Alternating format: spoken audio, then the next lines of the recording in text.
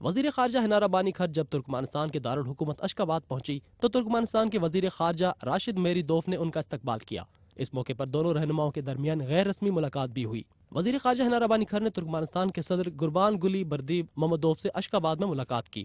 انہوں نے کہا کہ ترکمانستان، افغانستان، پاکستان اور بھارت کے درمیان گیس پائپ لائن منصوبے سے نہ صرف توانائی کی ضروریات کو پورا کرنے میں مدد ملے گی بلکہ اس سے خطے کے لاکھوں لوگوں کو بھی روزگار میسر ہو سکے گا۔ وزیر خارجہ نے کہا کہ پاکستان ترجیحی تجارتی معاہدے کے تحت ترکمانستان کے ساتھ تجارت کو فروغ دینے کا خواہاں ہے۔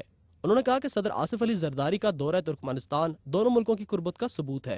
ہنا ربانی کھر نے سلامتی کونسل میں پاکستان کی غیر مستقل رکنیت کے لیے ترکمانستان کے تعاون کو سراہا۔ ملاقات میں ترکمانستان سے 1000 میگا واٹ بجلی درآمد کرنے کے منصوبے کاسا 1000 پر بھی تبادلہ خیال ہوا۔ ترکمانستان کے صدر نے کہا کہ ترکمانستان پاکستان کے ساتھ برادرانہ تعلقات کو قدر کی نگاہ سے دیکھتا ہے۔ انہوں نے کہا کہ ترکمانستان پاکستان کے ساتھ تجارتی حجم بڑھانے کے لیے ہر ممکن تعاون جاری رکھے گا۔ Many areas in which we can improve our cooperation, certainly in the economic side. Trade between the two countries is not impressive at all. The trade numbers need to go up. The President was kind enough to say that he will and his country will entertain any measures which ensure greater Pakistani products access into their markets. Pakistan اور Turkmenistan کے درمیان مشترکہ حکومتی commission کا تیسرا دور Turkmenistan کے دارالحکومت اشخاباد میں ہوا۔ پاکستانی وفد کی قیادت وزیر خارجہ ہنا ربانی کھر اور ترکمانستان کے وفد کی سربراہی ترکمانستان کے وزیر خارجہ راشد میریدوف نے کی۔ اجلاس میں تجارت، تعلیم، صحت سمیت مختلف شعبوں پر تعاون بڑھانے کے حوالے سے تبادلہ خیال کیا گیا۔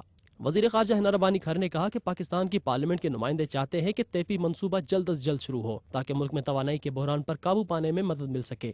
انہوں نے کہا کہ دونوں ملکوں کے درمیان تاجر برادری کے وفود کا تبادلہ ہونا چاہیے۔ پاکستان ترکمانستان کے عوام کے لیے فنی تربیت فراہم کر سکتا ہے اور پاکستان میں انفارمیشن ٹیکنالوجی، ٹیکسٹائل، زراعت اور تعلیم کے شعبے میں سرمایہ کاری کے مواقع موجود ہیں۔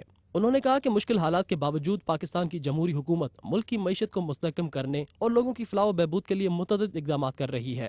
وزیر خارجہ نے کہا کہ اشخاباد اور اسلام آباد کے درمیان فضائی رابطہ استوار کرنے کے لیے ہر ممکن اقدامات کیے جائیں گے اور پاکستان ترکمانستان کے ساتھ افغانستان کے راستے کے ذریعے تجارت کا خواہش مند ہے۔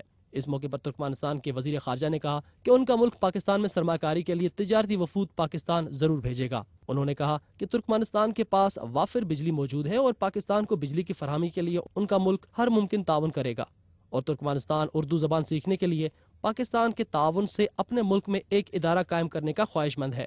اس موقع پر دونوں وزراء خارجہ کے درمیان مختلف شعبوں میں تعاون بڑھانے کے معاہدے پر دستخط ہوئے۔ پاکستان اور ترکمانستان کے درمیان اس وقت تجارتی حجم تقریباً 4 کروڑ 35 لاکھ ڈالر ہے، جبکہ مختلف شعبوں میں تعاون بڑھانے سے دونوں ملکوں کے مابین نہ صرف تعلقات کو فروغ حاصل ہوگا بلکہ اس سے دونوں ملکوں کی معیشت بھی مستحکم ہوگی۔ جاوید علی کلہوڑو، پاکستان ٹیلی ویژن نیوز، اشخاباد، ترکمانستان۔